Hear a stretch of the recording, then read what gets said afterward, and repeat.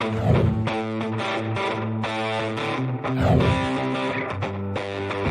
listening to the Cantina Cast, your home for thought-provoking Star Wars talk. Join Adler and Jonesy in breaking down the latest news, trailers, movies, and of course, your favorite characters from a galaxy far, far away.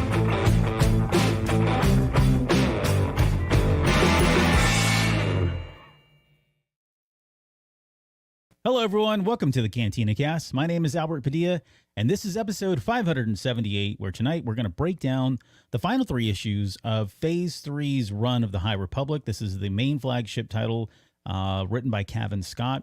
Lauren and I, about a month ago, did the last three episodes, but this will be the last three issues. This will be the final three issues before we take a break and come back in 2025. And so this kind of wraps up a few things and leaves us at a point where I've got some questions now about what comes next, and hopefully we'll have some time to get into that as well. So joining with me tonight is, of course, Lauren. Lauren, welcome to the show. How's it going? It's good. I'm excited to talk about these issues. Definitely, like you were saying, left me with some questions as well, which I think is good, to kind of give us. We don't want all the answers before going on a break, or otherwise, there won't be any anticipation to come back. So Yeah, I that's a definitely good enjoyed point. it overall, though. Yeah, me too. This has always been a fun run. Anytime Cavan Scott's doing anything, I've always enjoyed it. There's some questionable decisions that were made in the story towards the very end here, especially that third issue, like issue number 10. It felt a little rushed, but we can touch on that here in just a second. Before we get started, I want to say thank you to all of our Patreon members. So especially the now part of the tribe members. So Alex, Raphael, Danny, Mike Borda, Lauren. Hey, Lauren. Dante, Riss Bayless, Justin, Jackson, Sharkman, Dan, Taz, Isabella, Uncle Leon, Josh C., Jacob, and Rita Reborn. Thank you guys so much. And also to our Delusions of Grandeur members. That's now this is Rod Racing, CJ, and Steve. If you guys are interested in Patreon, you can head out to cantinacast.com/Patreon and sign up there. We've got a ton of exclusives. One we're going to do right after this to kind of just segue and plug that very quickly.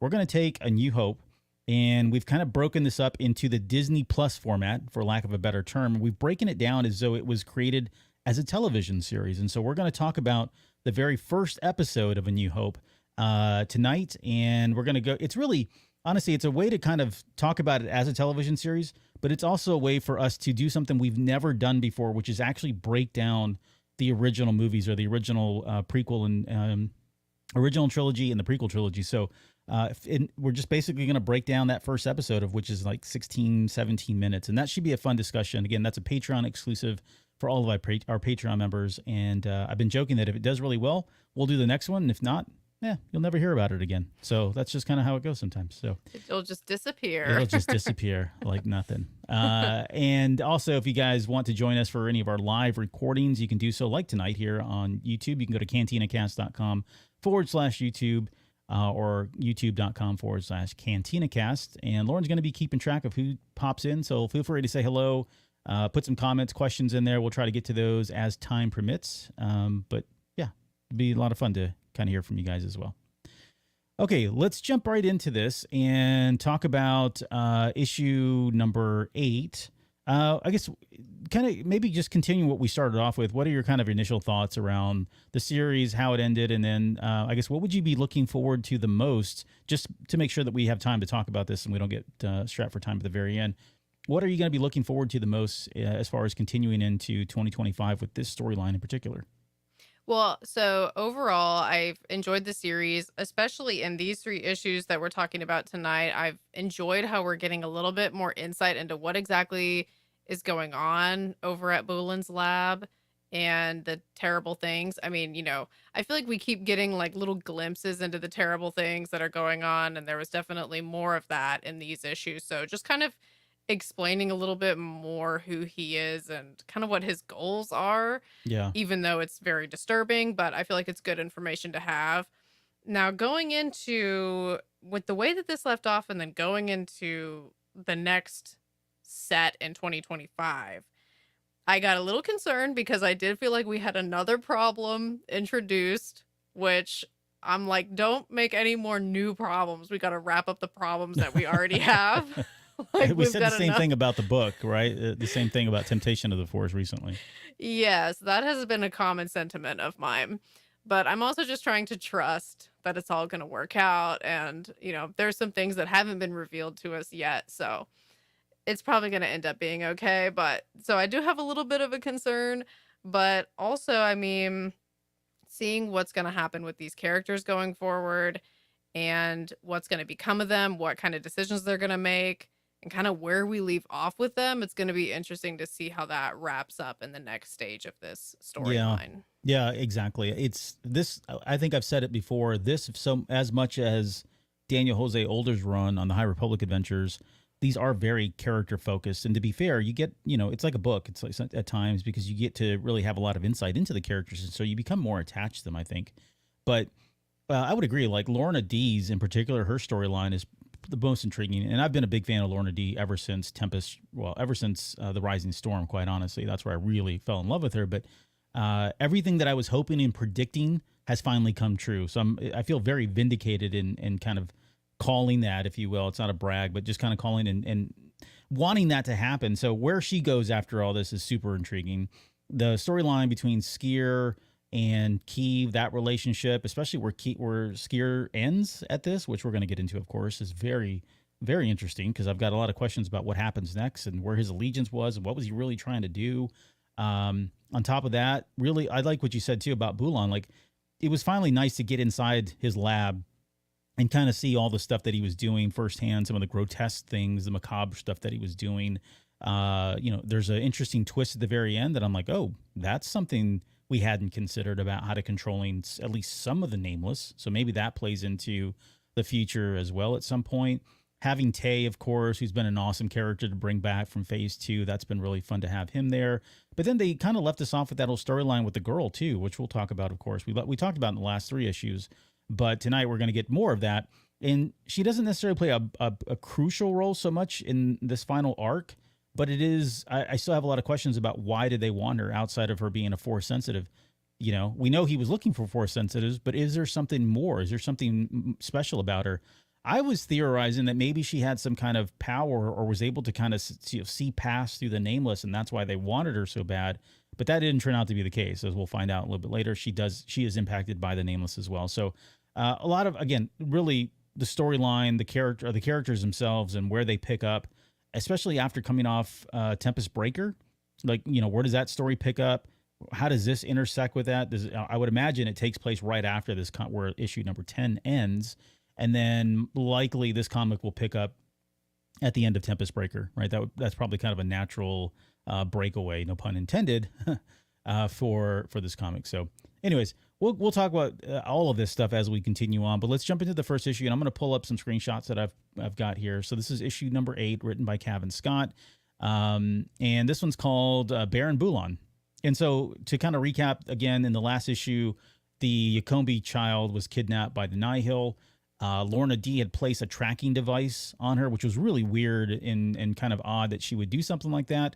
That they end up tracking the kid out into, they end up taking it to, tracking the child to Shingu Station, which is it's on Chenli Prime, which is the planet, I guess, the star system there. And this is inside the occlusion zone. So they tracked the child here. This is kind of a refinery of sorts. It's also one of Bulan's like temporary stations. He's got another main base that we'll get to here in a little bit. But essentially, they put a boarding party together, which I thought was I love this little panel here that was done. But you've got Tay, you've got Lourna Dee, and then you've got Sskeer. And the nice thing about this is, well, Lourna's not going to be impacted by the nameless, right? So she's safe. You've got Tay, who is a guardian of the wills, but he's not really Force sensitive. And he does mention a little bit later that the nameless impact him, but not nearly to the extent that the Jedi go through. So he could be impacted, although we don't really see much of it in the comics, honestly. And then you've got Sskeer, who's had was it Magrak disease or whatever it is? I forget the name of it now. That's been kind of, his Force has been deteriorating over time. It's some kind of a natural thing that Trandoshans get, and they become more feral. They go back to their roots. And as a result, he's losing his touch with the Force. So he has his lightsaber. He's still a formidable foe. but he's not impacted by the Nameless as well. So this is kind of a really cool little dream team that they've coupled together to head into the station to try to find the Akombi girl. I was kind of surprised that they sent Sskeer though, because there is a part where Orbelin is like, yeah, we kind of don't know what he's gonna do Right, and what it's a his little, reaction's gonna be. yeah, yeah. It could really be anything. So Sskeer is such a wild card that I was surprised that they let him go with Lourna Dee and Tay. But I guess to be fair, Lorna is also a wild card. So you got a couple of wild cards, and then you got Tay. So Well, and then you got Tay, who's arguably a wild card because he's got that freaking hand of Cerberus or Siberus or whatever on his hand, right? true. I And mean, I that's believe him that he can control it, but they don't. So yes, to yeah, them, he is a wild card. Yeah. exactly, yeah. So I did like this. I love where Cavan Scott took this little team here. We should also mention Scoot, I think is the name of Tay's droid that you can see up there as well. Yeah. So Scoot gets to be a part of all this as well. But anyways, they end up kind of boarding the station. It's as creepy as all will get out. Like there's like it smells of death. The corridors are really dark and gloomy throughout, and there's some great imagery that we're not going to show on this. But as they make their way into the station, they also see lots of these vats where they have these Nameless that Bulan's been experimenting. We know that he's been augmenting them with cybernetics. And so we get to see that firsthand, but it was more than that. It was like, you know, I've got a picture a little bit later, but at times some of these Nameless, like you could see their brains exposed and they were being spliced and physically separated. It was really kind of gruesome and grotesque, but you know, that's Cavan Scott too. So again, he's always the best writer for that type of stuff. But they do find the girl. They hack in. I think Scoot hacks into the camera system, and they find out that they're actually experimenting on the Akombi girl like right now. So you got the characters here. We'll talk about each of them here in just 1 second. But when Sskeer sees that, he flips out. He completely rages and wants to do something about it. At this point, this is where this is one of the experiments. This is one of the things that Lourna Dee sees. Right, you can see like two heads almost, like I don't know, it's kind of weird, but then you can kind of see the brain, couple different brains. It moves and it startles Lourna, and when that happens, she shoots at it, and well, the shot gives her away and gives everybody else away at that point. And so that allows Bulan and Sister Hatar, who you see on the left hand side here, she's the one that kidnapped the Akombi girl in the last issue or last couple of issues. You've got Brother Rakak, who looks like he looks like a praying, like a cockroach almost. I don't know. He's Yeah. disgusting. It's like, could you have picked a better like insect or an uglier insect, honestly? But these guys are suddenly dispatched, and everybody's aware to what's going on. So you got essentially these two groups are coming together to fight, and you can see Tay right there. He's got that the hand of Siberus on his hand there. And they have a great little battle, which we're not going to get into, but they go off and they start fighting. While that's going on, Lourna Dee disappears, right? It's really Sskeer fighting Sister Hatar and Brother Rakak along with Tay, and Lourna just suddenly, disappears, nowhere to be found. So eventually, Rakak is able to use what I guess they called miss bonds. You can kind of see it here. He wraps up Sskeer with these things, and they're almost like these. It's almost like a spider web of sorts. I don't know, that was shooting out of his hands. I don't know. I really didn't get what was going on, but nonetheless, he's able to like. I mean, he's a bug, right? So yeah, makes sense. He's like a roach that shoots webs. I don't know how better to explain him, but he is able to kind of, subdue him with all of that. And so it was a great little battle. Lots of fun stuff there. We didn't really get to see Tay use the hand just yet, but that's coming. Don't worry. And then while that's all going on, Lourna eventually shows up here, and you can see those are her boots right there where Bulan is. Now, Bulan's got two Nameless with him. He's got the one on the left, and she's got both of them. They're both cybernetic, so they've been enhanced in some way, right? You can see that there. And he controls these things with this little device that he keeps on the side of his head, which plays into this a little bit later. So that was like, oh, okay. I don't remember if they ever talked about that in the books, honestly. I read this as like the first time, but I could be wrong that was already discussed. Do you remember or recall if they've ever mentioned that he was able to control the Nameless with that thing? I thought that they had mentioned it before, and Okay. I couldn't tell you exactly where, but it didn't feel like new information to me. Got it. Okay. Now, Yeah. and it's probably just me misfiring on what I remember and what I don't, which happens. Now, there's a good moment here where so Lorna is confronting Bulan, and we got to remember she used to be part of Markion Ro's elite team. That was like it was like second, third, fourth in command ish. All right, and so he almost goes into shaming her, like, look what the Rose have done for you, right? I can't believe that you're doing this, that you're who you've become, kind of thing. And then he does say something that was very interesting to me. He says, "You're not here to save anyone. You're here because you have nowhere else to go." And my question was he right? And honestly, what we know of Lourna Dee, she is kind of a survivalist, right? She is an opportunist. Anytime there's a chance for her to kind of stay alive, she's going to take it. And so that's why her allegiances can seem very, flexible at times. And so on some regard, I do think he's right. I think this has been a very opportune moment for Lourna Dee to suddenly take side with the Jedi, because who's she going to go to, right? She knows Markion Ro wants her dead. She knows that she has nobody on the Nihil that's going to accept her back in.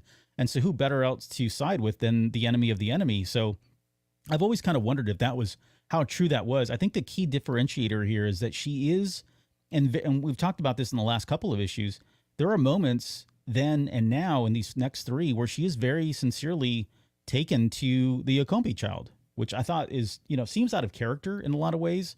But I think we also kind of chalked it up last time to, maybe she's seen herself in that child, right? Or maybe she's seen, look, I never got that kind of fair chance. I've been through a lot of hell growing up as a child and through all my years. And for whatever reason, she's, found this bond. Although she was reluctant to do it at first, she's very sincere about it in these couple of issues. So a different side of Lourna Dee. So your thoughts on, was she doing this just because, she had nowhere else to go, and how much of the child impacts that decision? Well, I mean, to me, it did seem like something within her has changed. Like, what this scene kind of reminded me of Bulan almost like trying to tempt her towards the dark side, even though obviously she's not a Jedi. Sure. The rhetoric that he was using felt very much like that. And I feel like she has, in these past few issues, kind of gone more towards the light in a way, even though, like I said, she's not a Jedi. You get the metaphor. But something else that I wanted to add to your point is when she sees the nameless in the tank, to me, what I interpreted her reaction when she says, "What did they do to you?" To Mm. me, it seemed like she felt sorry for the nameless. Yeah. Yeah. Which kind of adds to the idea that I think she's tired of the Nihil and doesn't want anything to do with the Nihil anymore, and that she is genuinely here for the child and to help. And she might not be able to admit it that she wants to help the other adults in the situation that she's just so happens to be saving the child with, but I do think that she feels at least somewhat of a connection with them, like Hmm. maybe like the beginnings of a loyalty, just because of the way that we see her in these issues. She wants to save the child, but she also is willing to do it the way that they're asking her to do it, which I'll be more specific once we actually get to that part, but Yeah. Yeah. I do feel like she's changed. Yeah, I think so too. Like I don't know that she'll ever go, 100% pure light, because that seems completely out of character at that point. She'll always have an edge. She's always going to be salty. She's always going to have a wisecrack. She has a couple Mhm. good comebacks here in these three issues, and she had some great ones. Honestly, this whole run, she's had some really good ones ever since she's been siding with Keeve Trennis. And she actually gives props to Keeve Trennis a little bit later, like, "Hey, you're a better person than I am," kind of thing. I think that's actually the second time she's done that now that I think about it. So yeah, I'm with you. Like, it does feel like it is genuine. It does feel like it is sincere. Again, she came along kicking and screaming. Don't be fooled, right? It wasn't like it was an easy transition. And even at times, with the things that the Jedi do and the things that the Jedi say, it's almost cringeworthy to her, right? She's almost like Mhm. having to say and do things that she's not really, in support of. But to your point, she does go along with it, and she hasn't really pushed back on much of anything, to be I honest. do believe that she is not someone who would do something that she really, really doesn't want to do. Yeah.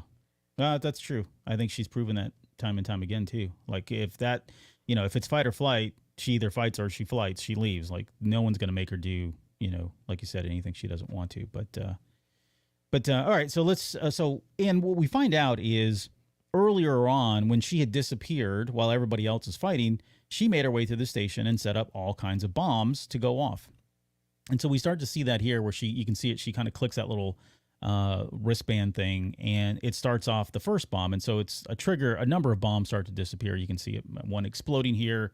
This is a bomb right there where Hatar and Karak and Sskeer and everybody else are around. So everybody gets, everybody's impacted by the bombs themselves.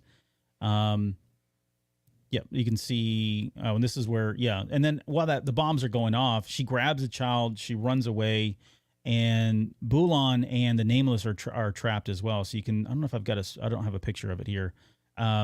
Reek ends up freeing them, and then he sends the Nameless off after Keeve Trennis and everybody else. And so the Nameless, one of them eventually catches up with Lourna Dee and the child, which you can see here. And so they're kind of freaking out, right? They've been cornered by one of the Nameless. And then while that's going on, you think, all right, this is it. I think at one point it jumps on her. The Yakombe child is kind of off to the side, and she's freaking out, right? She's being affected because she's a force sensitive. The little child's being affected by the Nameless. And out of nowhere, we see a green lightsaber come and slice the head off of one of the Nameless, which I thought was like, whoa, that's crazy. It turns out it's Keeve Trennis who decided to board as well and fought through the fear. And I'm going to pause here because this is how the issue ends, really, basically, at this point, right? They decide that, Keeve is like, Lorna's like, what are you doing here? And she's like, I couldn't hear you suffer. I didn't want to hear you suffer or whatever. I knew what was going on, so I came. And then Lourna was like, oh, holy crap, I got a lot more bombs and they're all about to go off. So good luck, right? So that's kind of how the issue ends.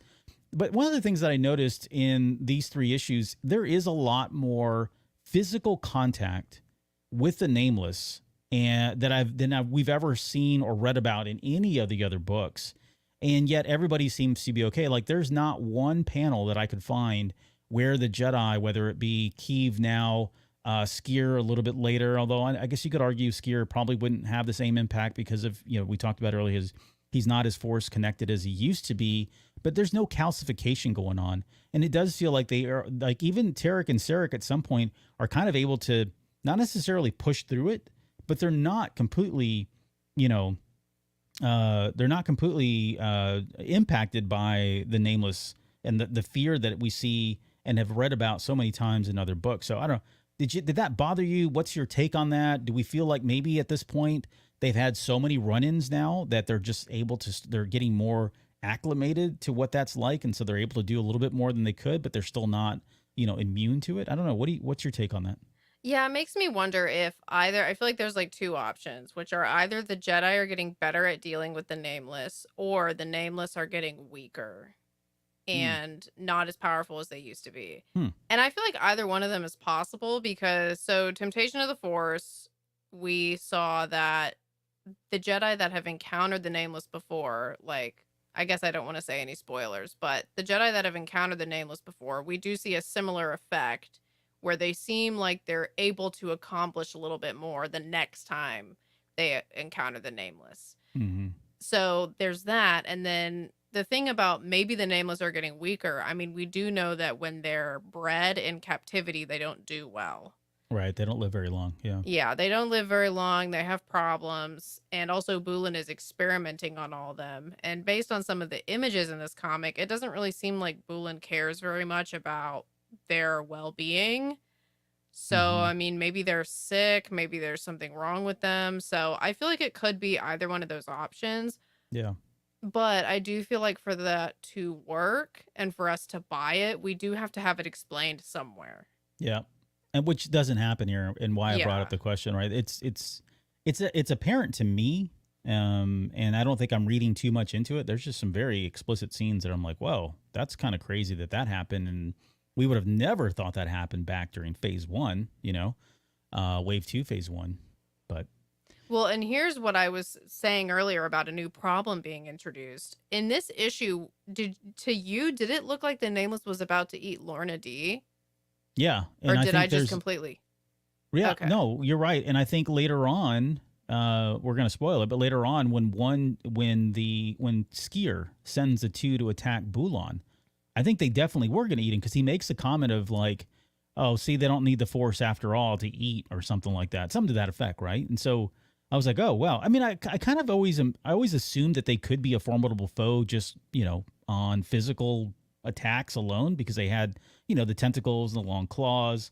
The only thing that made me think otherwise was just the fact that they were so malnourished and they were because they only eat the Force, but it felt like they could at least do damage if they really wanted to physically with non-Force users. It's just there hadn't really been a situation like that. So yeah, I think that was maybe, I don't know if it was new, but definitely confirmed that there was something more to them than just the Force, stuff that they had. Yeah, it feels a little bit late for us to be seeing that for the first time because I think what I had thought was, yeah, they probably could fight anybody, but if they're not trying to eat the Force, then they're just not interested. That's at least how I interpreted it, that the Mm, fact that we haven't seen them attack a non-Force user sooner. yeah. So, I don't know. I was kind of surprised. I didn't know if it was like one of Boolin's experiments that they'll eat anybody or what, but Yeah. Maybe it's something different because they're cybernetic. I don't know. yeah, new One of them problems. says more problems. 99 problems. Maybe they talk with Burry and Avar about fighting them. Got some tips, is what One Up versus EP says. I mean, we saw that in Temptation of the Force where they were kind of coaching Amadeo and oh god, I already forgot the master's name, but yeah, the two Jedi that were there and did a lot of stuff that we didn't even talk about because there was too much going on. They did get some tips as well, so it's possible they could have texted him. I don't know. Hey, Yeah. try this next time. All right, let's get into the second issue. There's the cover. This is I love that it had the Acolyte reference, of course, on there. Century before the Acolyte. So this is where Lourna basically says, "Look, I wanted Bulan to go down in flames. That's why I set so many freaking bombs off, or I placed a ton of bombs on there." And then Keith tells Lourna that she has to take a child back to the Ataraxia. And then she's like, she accuses her of being Nihil. And this is where Lourna Dee steps up and is like, for the last time, I am not Nihil, not anymore. I asked the question, do we believe her? But I think we've kind of discussed that. I mean, this is based on what our last answer was earlier as well. Yeah, I believe her. And so Keith says she's going to head into the station to find Sskeer and Tay. Tarek and Sarek arrive at that point, and they're going to help Keeve. So the plan is for Keeve and Tay to go, for Keeve to go find Sskeer and Tay, and Tarek and Sarek are going to go try to explore Bulan's whatever. I don't know. It was to get more information about what Bulan was doing. It wasn't exactly clear, but something to that And effect. also maybe disarm the bomb too, right? Was that part of it? Oh, yeah, they were going to try to disarm the bombs. That's right. Which I think is completely ridiculous Well, and a it's- huge waste of time. Why not just let it blow up? I don't know. She did y'all a favor. I know. She really did. Think of all the Yeah. nameless that are on that station. Exactly. Yep. That problem could have been handled, but Keeve had to take the high road again, driving me crazy with that. Yeah. Yeah. No, I hear you. I did love this part here. You can't see it because it's blurred out, but I think it's one of the Jedi says, they tell Lourna Dee that the Force will be with her, and her response was, "The Force can take a running jump." Like, it's just funny how she fires back at the Jedi, and like she just really doesn't buy into this Force nonsense. I mean, she says as much, I think, in this comic where, look, the only person I trust to take care of myself. It's a very Han Solo moment, is like I was myself. just thinking that. Yeah. Yeah, it was very cool to hear her kind of reiterate or say that almost in a different light, but very cool. But that's Lourna Dee for you. Okay, so they all head in. We cut over to this one. By the way, this is we were talking before we came on air. This issue, and then especially by the time we get to issue 10, I think Lauren and I both felt like that was kind of rushed. Like some of the artwork's kind of sketchy here and there, but then some of it, like this one in particular, Reek is saying something. You can't see it because I cropped it, but Reek is down here in the left-hand corner. Or on the left-hand side next to one of these tubes. He says something to Bulan, and the word bubble is on is up here. It's cropped, but then it floats off screen. So it's Reek's word, because Reek is saying, "Look, I brought you these two guys. Aren't you happy?" kind of thing. And the only other people that are even in this room are Hatar and Rakak. And so I don't know. It was just weird. But there's more like that where, I don't know, it just felt rushed. And there's a couple of panels, honestly, that I didn't really understand what the heck was going on. Like I read it over and over again. It was difficult to kind of disseminate what was happening. I just kind of flipped the page and said, screw it, whatever, let's go. We ain't got time for this kind of stuff. But I don't know. Yeah. I don't know if that Eventually you have speaks to the move on. yeah. I don't know what was going on here, but again, no shade. I mean, I still enjoy the story, but there are some questionable panels like this one. Anyways, what the hell? Where was I? Let's see. I already lost my spot here, so let me go back to where I was. Oh, yeah. So this is Bulan, Rakak, Hatar, Reek. They've got Tay and Sskeer. You can see them there. They're still bound by those mist bands or whatever the heck it was called. And he does, and Bulan's like, okay, yeah, you brought me these guys, but I don't really want them because neither one of them is force sensitive. You know, he has almost no interest in either one of these until that changes a little bit later. He then takes the hand of Siberis and puts it on himself. You can see that there. Oh, I did get a higher res on that one. Huh. Anyways, he does put the glove on right there. And he does talk about he says, in possession of such interesting toys. When he grabbed that glove, I was like, oh, great. Now we've got Bulan using a Sith artifact. That's not going to go well. Yeah, that's another problem. Yeah, it doesn't. You can see it there. He's shocking Tay just for the heck of it, which pisses Sskeer off. And then Sskeer just, I don't know, out of nowhere, he just busts out of the bands. Like, he gets so rageful that he's able to kind of break through the bands. And then Bulan's like, hey, wait a minute. You told me that wasn't possible, that he'd be able to get away from it. Of course, a fight breaks out now. You've got Hatar, you've got them battling. We cut over, We cut over now to where Keeve and Hatar have met up. And it's Scoot who's actually able to kind of zap Hatar here and stop her because she was doing an illusion on Keeve and making Keeve, I guess, feel like she was a kid. But I think this is one of the panels you had a problem with where it's like, wait, what? Yeah. It happened so fast.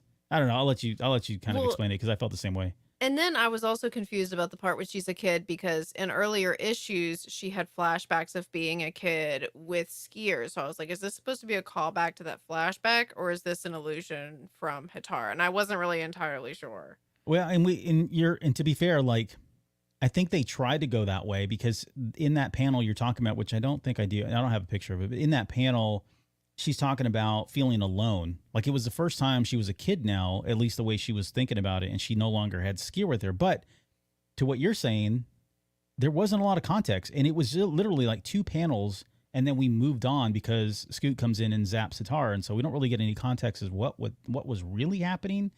So I don't know. It was kind of confusing. All in.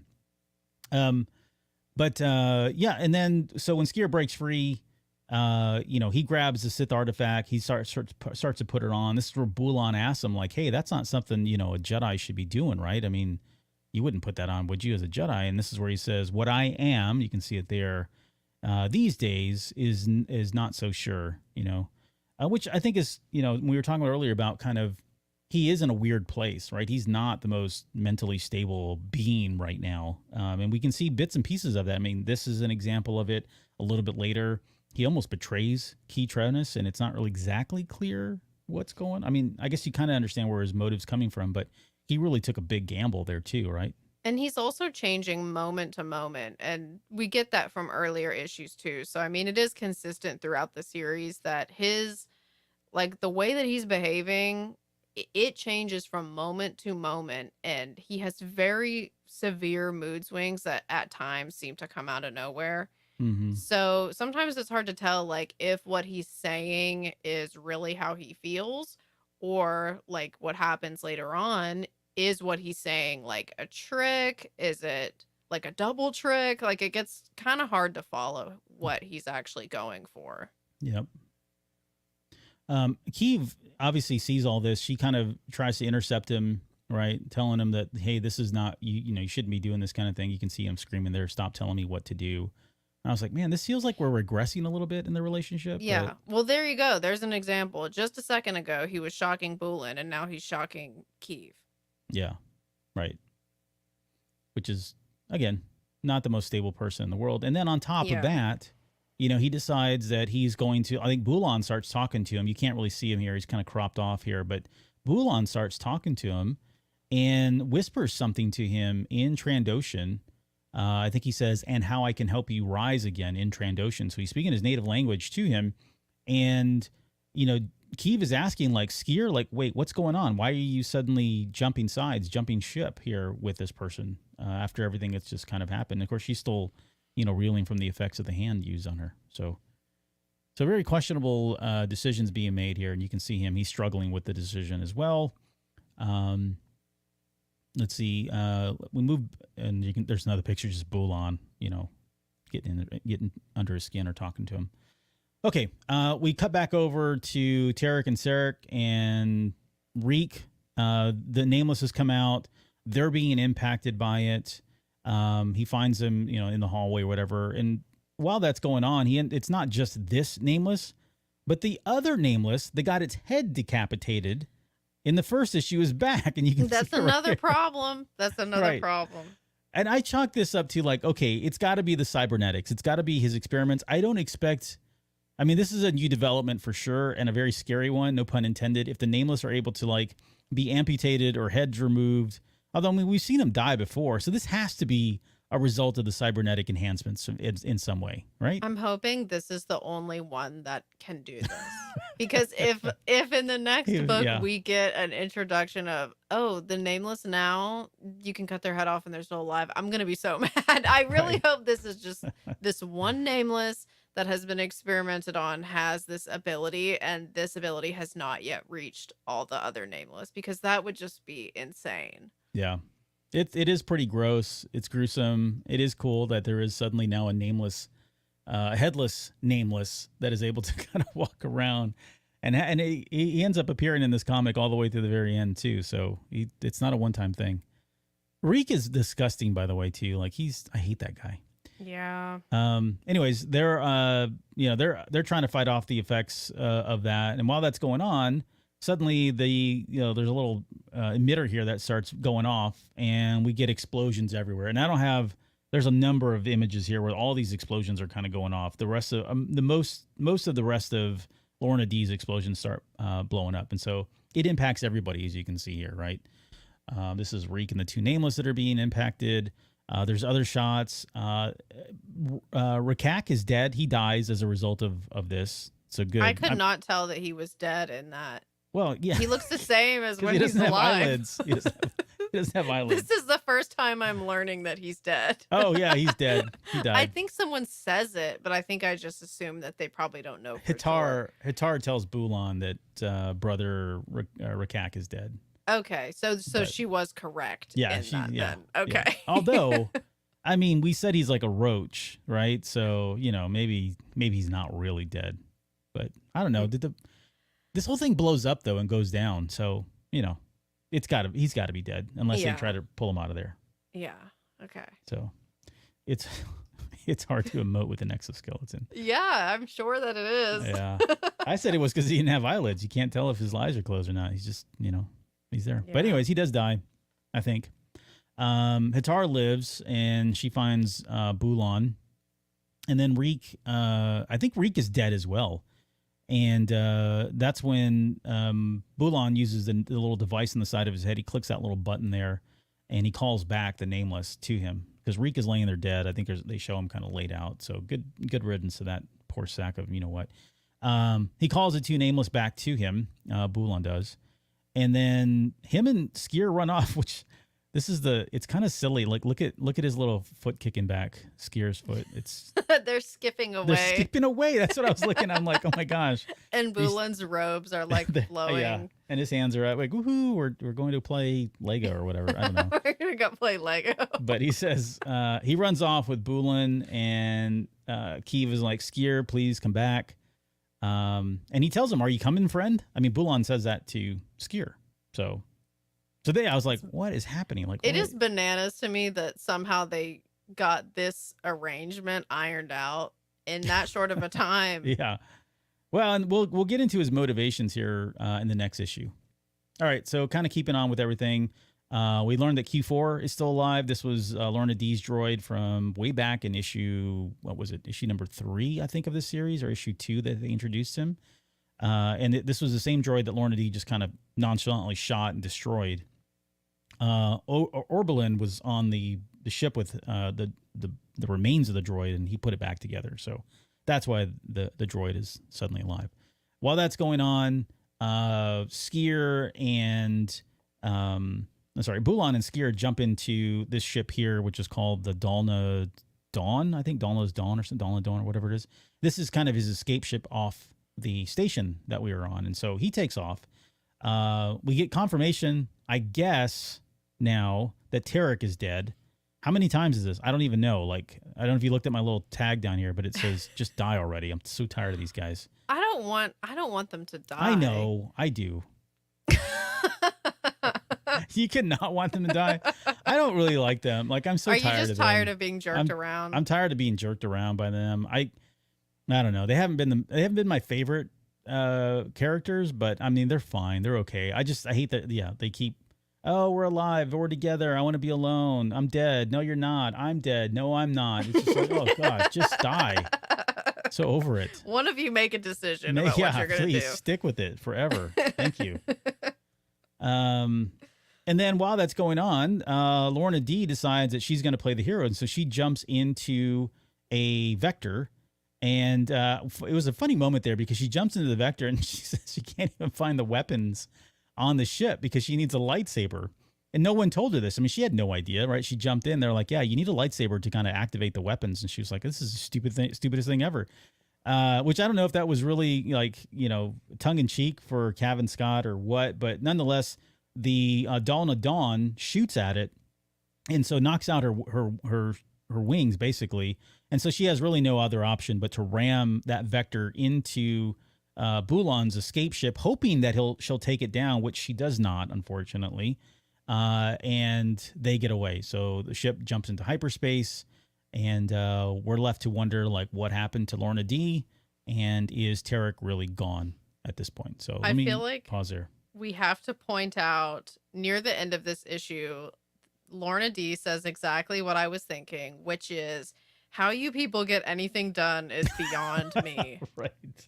That is exactly every time someone is about to like finish off one of the most dangerous people in the Nihil, you got Keeve coming in being like, no, you need to spare him. And I'm like, he's too dangerous to be left alive. Please stop saying this. Right. Yeah. It's driving me crazy because, I mean, he's actively influencing Sskeer. And I mean, there's all these nameless on this ship. He's experimenting on all of them. He's one of the most dangerous people. I don't get why Keeve keeps telling people to spare him. Yeah. Especially Lourna Dee. I kind of get why she's telling other Jedi, like, don't give in to the dark side. But Lourna Dee's not like a Jedi. Free pass. Just let her go, man. Yeah, just let her go crazy. Sure. It'll solve a lot of your problems if you just let her do her thing. Yeah, I don't know. The stinking Jedi during the High Republic, they're so goody two-shoes. Yeah. While they jump into hyperspace, and this issue ends with them getting the signal again. So the signal, that little tracker that Lourna Dee had put on the Yakombi girl, suddenly goes off, but now it's broadcasting on some kind of Jedi frequency, which I think at the end of the comic, they're like, is this Sskeer, right? You're kind of left thinking, oh, it's Sskeer who is somehow, done all this, and so maybe he is on the good side because he's allowing them to be chased and all that. But we'll find out more about that here in just a second. One up asked, don't they look like X-Men Morph? Yeah, he does look a lot like Morph. If you've watched the X-Men 97 cartoon recently.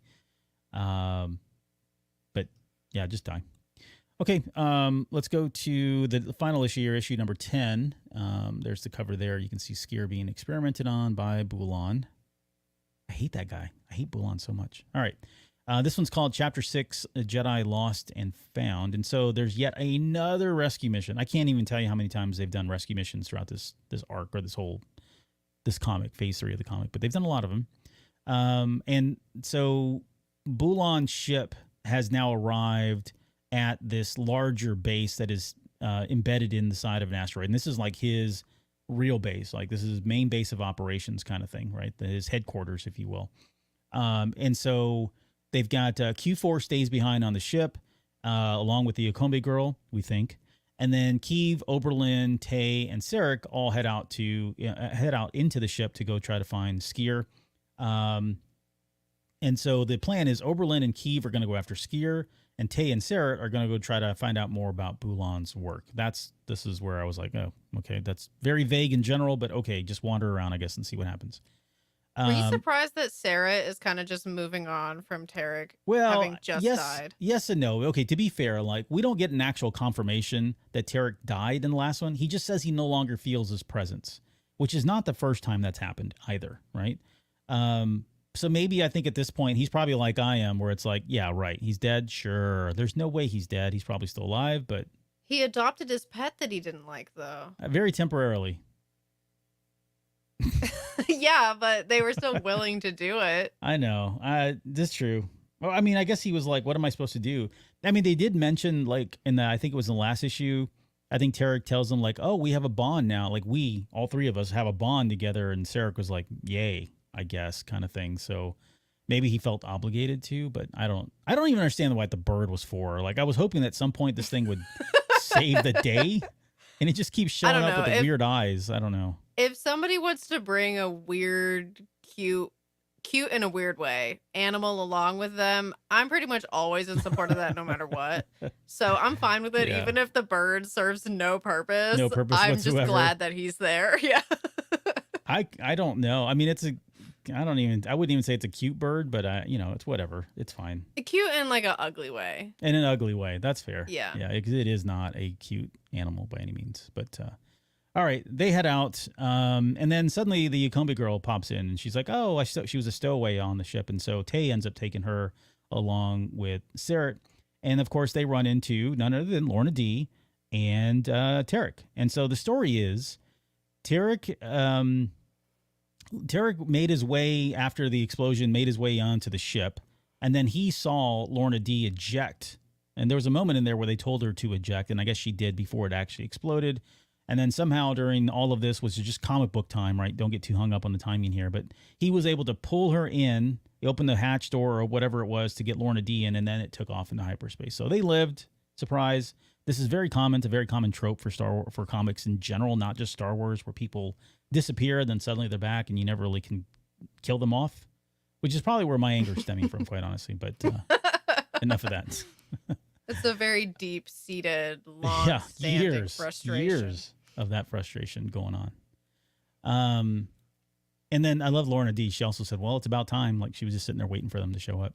All right, we cut over to Bulan, and he's experimenting on Sskeer. He's experimenting on Sskeer, like shocking him with lightning or something. As you can see here, you can see Sskeer. He's chained to this thing, but he's doing this all willingly, which I thought was very odd. Right? And you're left to kind of ponder, like, why would he allow this to happen? And he goes so far as to allow Bulan to summon those nameless. You can see the one there with the head and the headless one. And, he says, "Shall we proceed?" Bulan asking Sskeer, "Shall we proceed?" And Sskeer says, "Yeah, let's do it, right? Do it." And you can see it right there.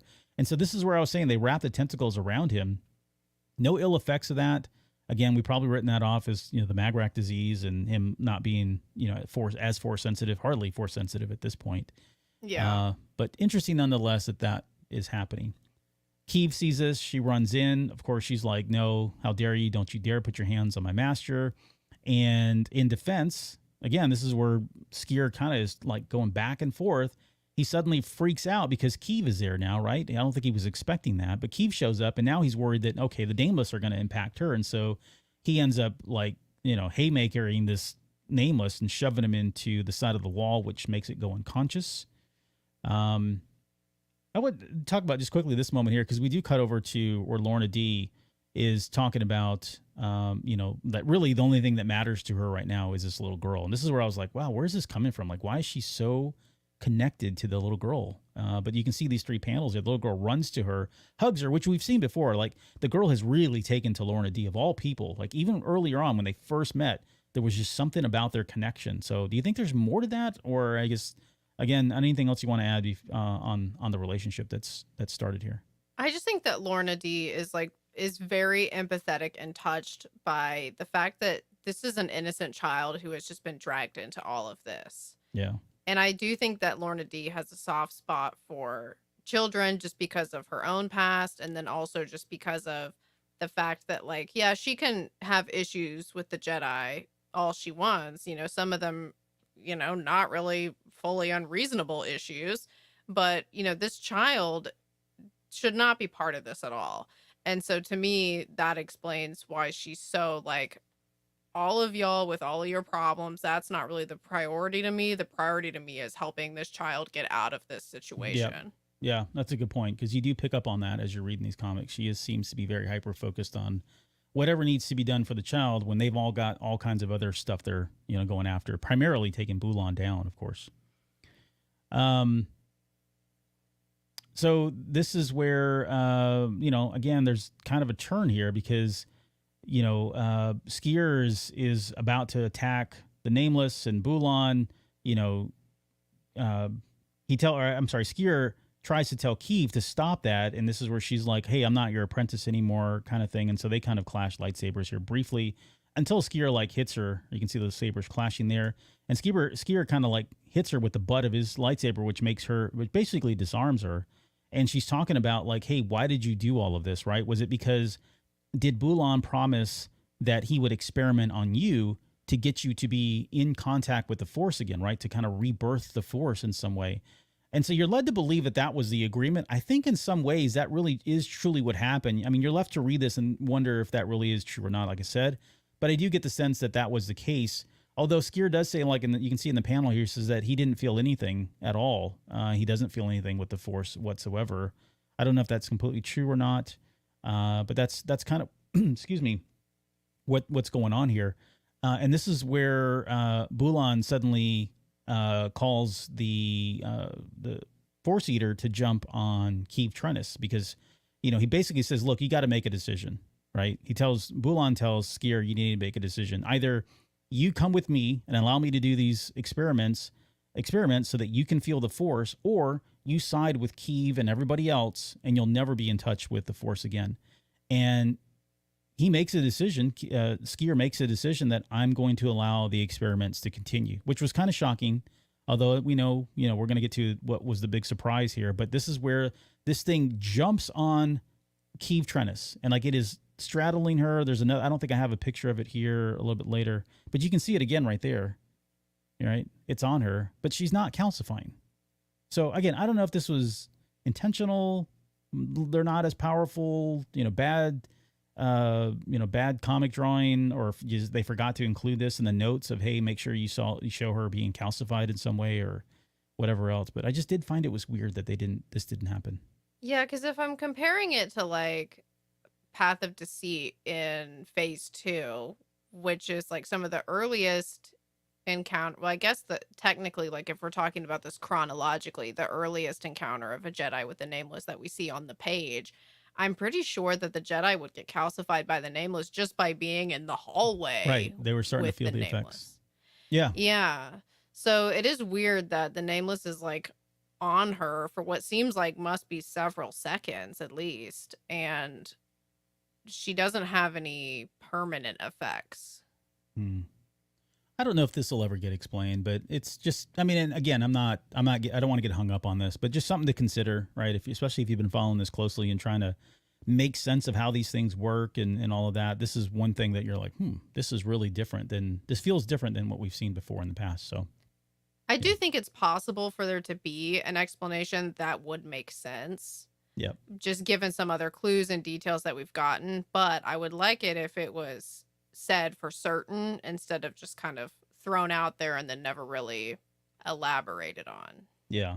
And I think what we've talked about is they're probably all legitimate, and there may be some combination thereof, right? It could be diminishing returns where the more exposure, the more immune they kind of build up, right? They may never be fully immune, but they're just building that up kind of thing.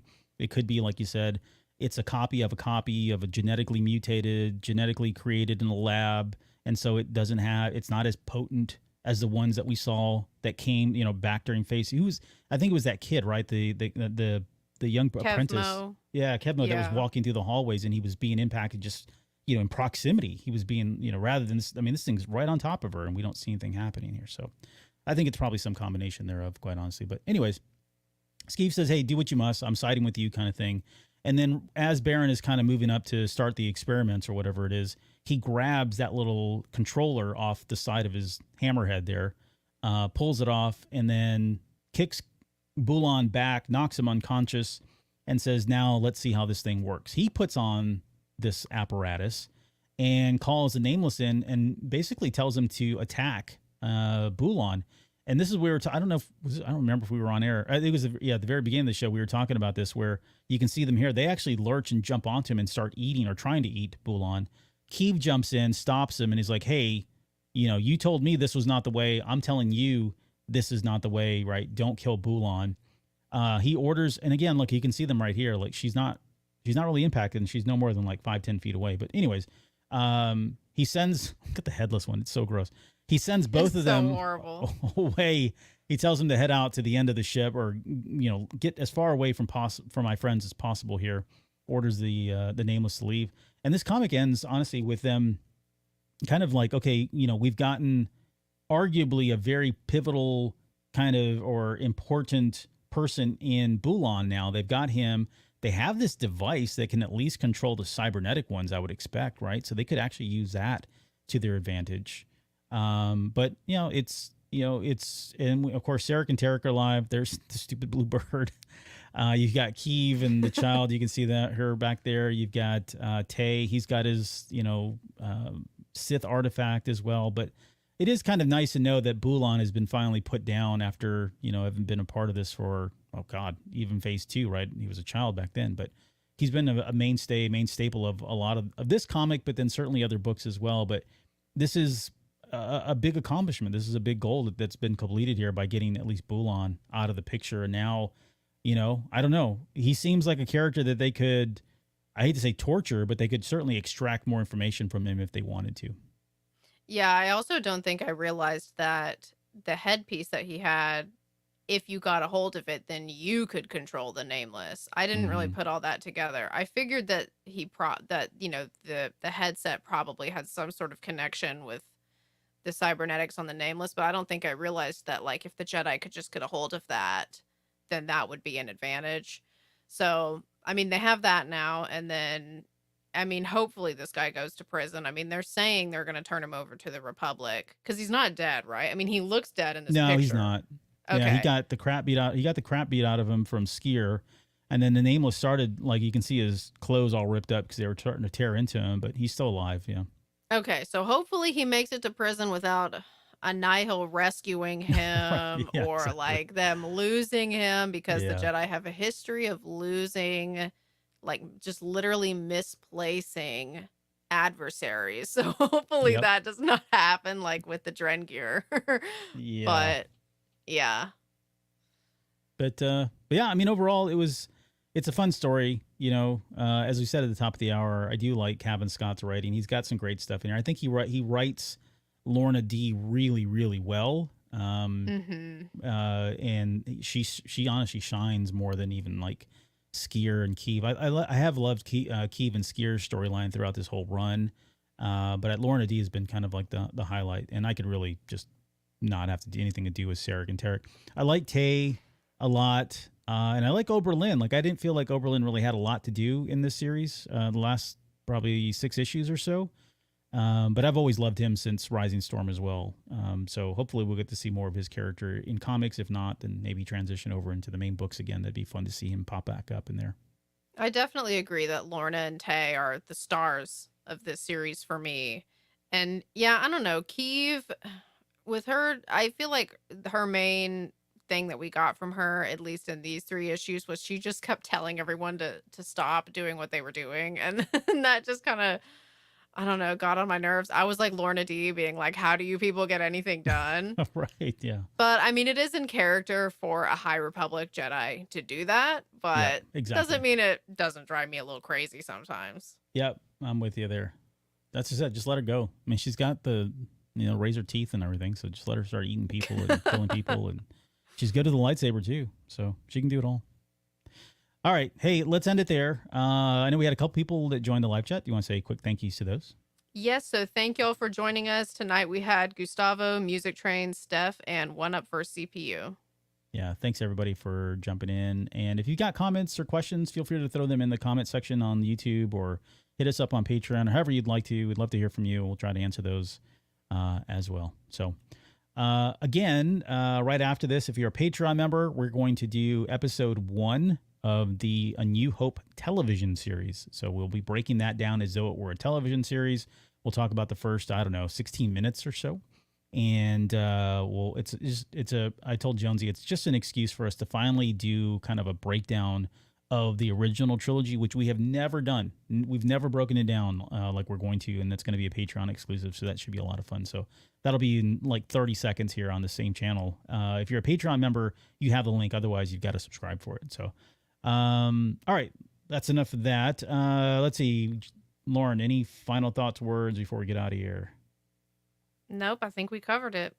Okay. Looking forward to the next one.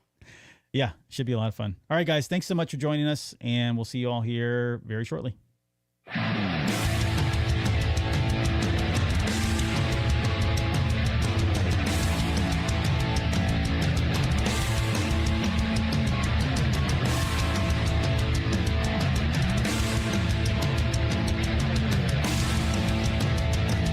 You're still listening? Wow, that's amazing. Well, I'm here to give you the disclaimer.